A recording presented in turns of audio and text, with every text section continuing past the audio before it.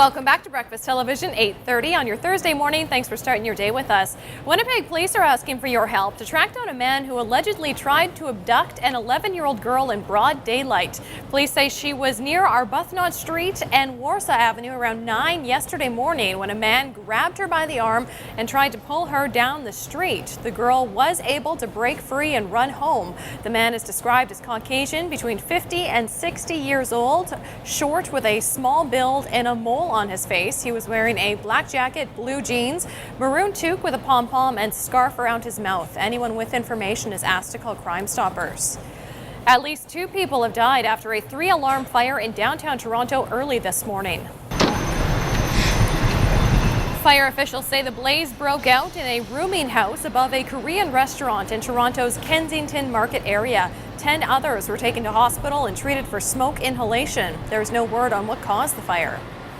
Australian officials are cautioning that 2 objects spotted on satellite imagery in the Indian Ocean may have nothing to do with the missing Malaysia Airlines Flight 370. However, authorities have dispatched planes and ships to check it out anyway. The Australian Maritime Safety Authority says 2 large bobbing objects have been spotted some 2,500 kilometers southwest of Perth, Australia.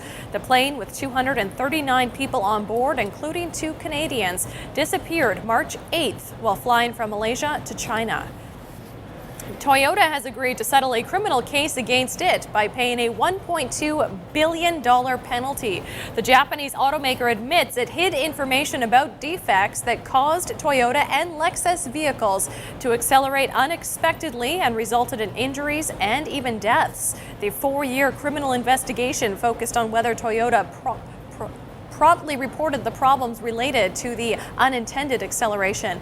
Meanwhile, the U.S. government is investigating whether General Motors should recall 380,000 Saturn Ion compact cars.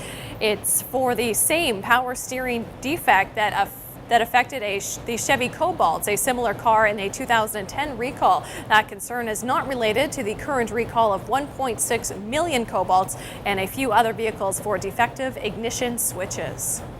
Well, it took a little extra time, but the Winnipeg Jets managed to squeak out a 5-4 victory over the Colorado Avalanche at MTS Center last night. Now Wheeler's got it in the slot, shot, score! Andrew Ladd scored his 2nd of the game to make it 4-3 in the 3rd, only to have Colorado even it up and send the game to overtime. Blake Wheeler then sealed the win for the Jets, a minute 42 into the extra frame. The win leaves Winnipeg 4 points behind Phoenix for the final wild card spot in the Western Conference. The Jets are in action again on Saturday when they welcome the Carolina Hurricanes.